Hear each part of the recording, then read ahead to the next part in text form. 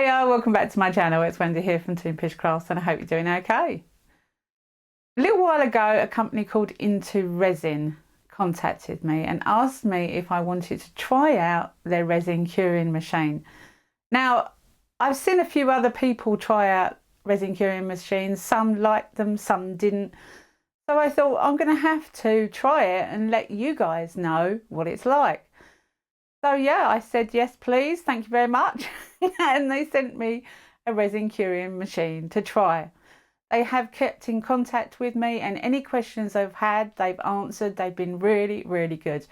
So this video is a tryout of the resin curing machine that I was given by IntoResin to try. Let's have a look how I got on.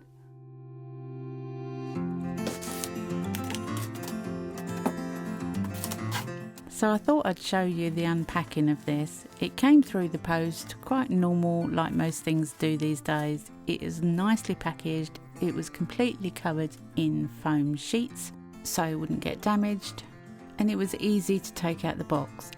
So this bit here is a bit technical and I'm not an electrician, so I'll try and make it easy for me and for you. Apparently this machine runs on 230 watts or 220 volts. So if you live in the UK or Australia, you just need the 2 to 3 pin plug, which it comes with. If you're in the USA, you will need a power adapter that will take you from 110 volts to 220 volts. I'm not an electrician, but that's what I've been told you need to do. I actually don't know if Australia uses 3 pins, but it doesn't need a power adapter. Putting the machine together was simple. The trays fit into each other. If you leave it as a standard size, then you get ½ an inch or thereabouts between each layer. That gives you a ½ an inch gap for a mould. However, if you turn around each tray 180 degrees, it increases the gap for the moulds to 1 inch. And they're quite sturdy, they won't fall off. I've tried wobbling them and they sit really well on top of each other. Even when they've been turned around 180 degrees, they're still sturdy. So now I need to make something to put in this machine to cure it. So I found some bezels and I decided to fill them to make some pendants. I could do quite a few in this machine, so I thought I'd make quite a few. So I cut up some pieces that I made in a mould. If you haven't seen the Be Inspired video, I'll link it at the top right hand corner, but you can see how I made these pieces. I cut them out to fit into the bezels and I wanted to put a back end behind them to give them a bit of colour. So I found some really nice vinyl. This purple one is absolutely stunning and I will link everything I use in the description box below. This is holographic overlay. It's actually clear with a holographic pattern on it that you can put on top of anything.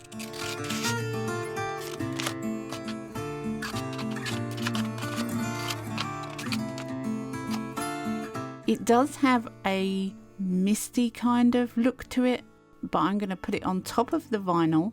So I'm going to have 2 layers and I'm going to cut circles out to go in the bezels. Now I'm not very good at cutting circles, I don't know about you, but I'm terrible at cutting circles. So what I decided to do was to cut the circles out on the Cricut. So I've cut a small piece of vinyl, I'm putting the overlay on top of the vinyl, making sure there's no bubbles between the 2 layers, and that gives it a beautiful holographic appearance on top of the colour. And then I'm going to cut it out on my Cricut. I've measured the 3 different types of circle that I need to cut out and let it do its thing.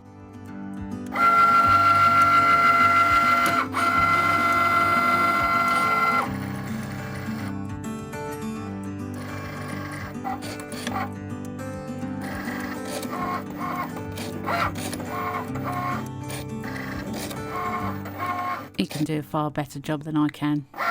You can get hole punches for large circles, but I don't have any. So the Cricut did a perfect job for me. Once it's done, I take it off the board, making sure to roll the board away from the paper. I did cut the paper in half so I had another bit in case I wanted to do some more. And then I did the weeding. Now I have 3 different sizes of bezels. And once I actually figured out how to get the circles in the bezel, it was just a case of making sure all the edges were flattened. I put the piece back in and it was ready to have some resin poured onto it.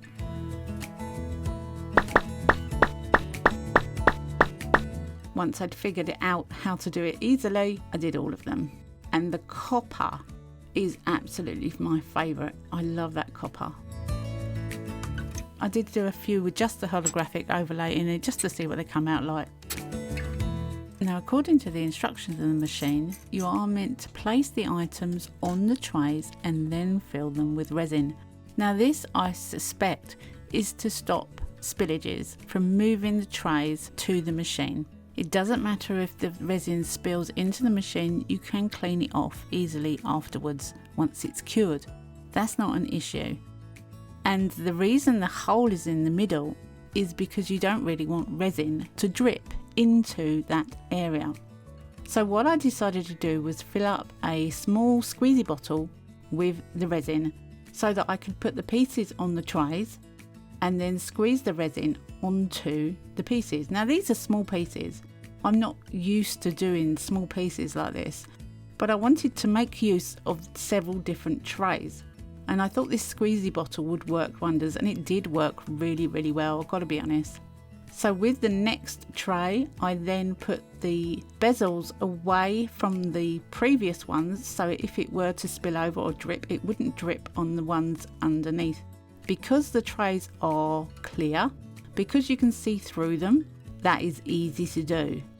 But I wanted to use several trays. I wanted to use the capacity of this machine.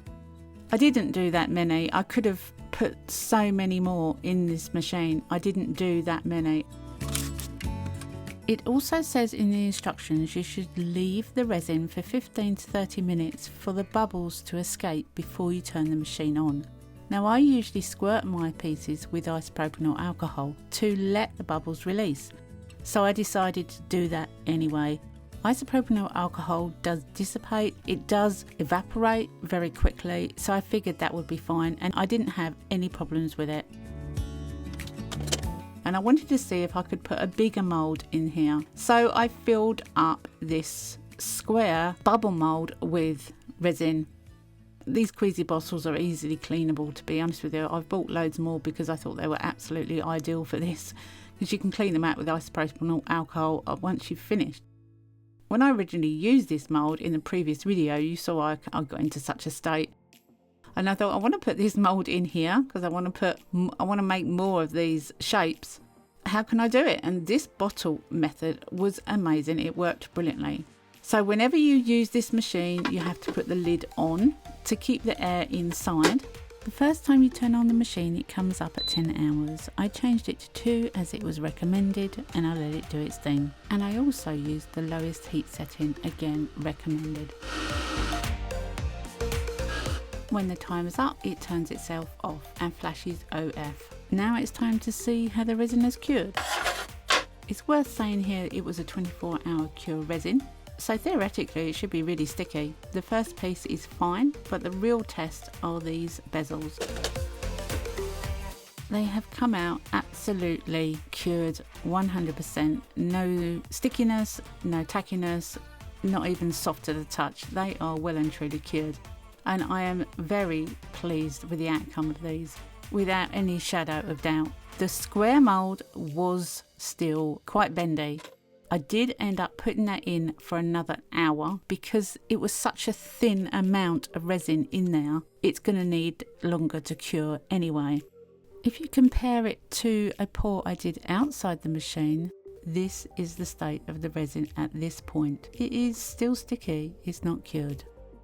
So I put the square back in for an hour, and while I was about it, I also put the long oblong one in as well and cured that up for an hour. While the machine was running, I thought, why not?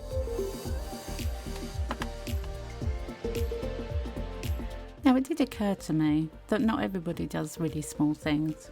Coasters are very, very popular for resin artists, and I needed to figure out a way to put these coaster moulds into the curing machine. I'm using Vista 1 this time. It's a different resin. I thought I would try a different resin as well as a different size mould. As there's a circle in the centre of the tray that has a raised lip, in order to be able to fit a coaster in it, you need to turn the tray upside down. The plastic tray guiders then become feet to sit on the previous tray's feet, and as long as you have them lined up correctly and sitting on the feet of the previous tray, you are set.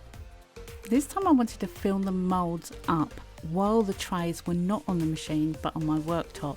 I could only fit 2 into the camera view, but I figured that would be enough.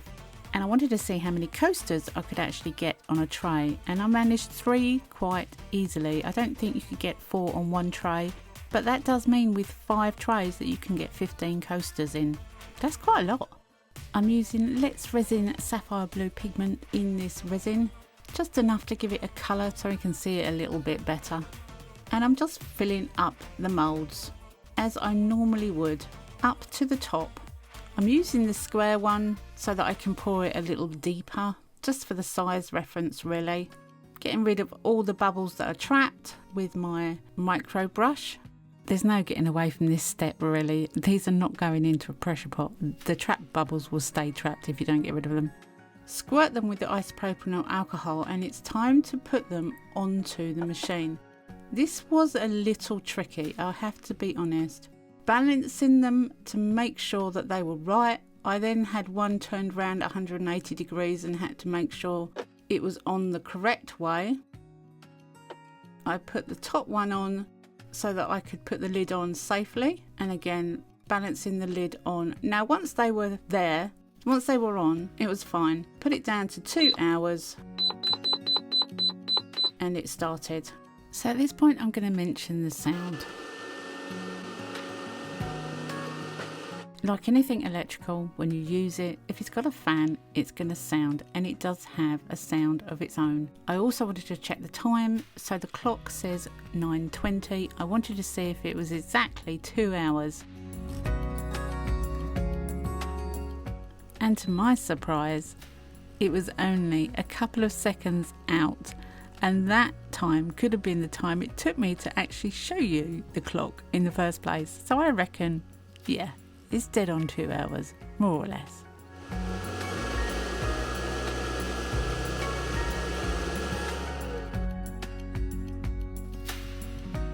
So these coasters I actually put back in for another hour. They weren't quite cured.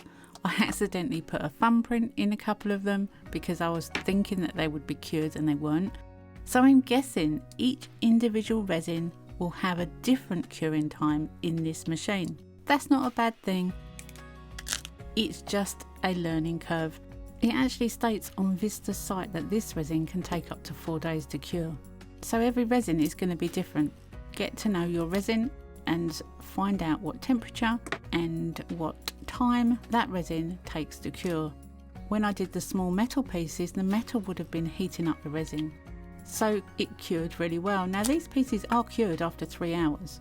In fact, the thicker block is a lot more cured, and that's because it's a medium depth resin that's meant to be between 5 and 25 mil, I believe.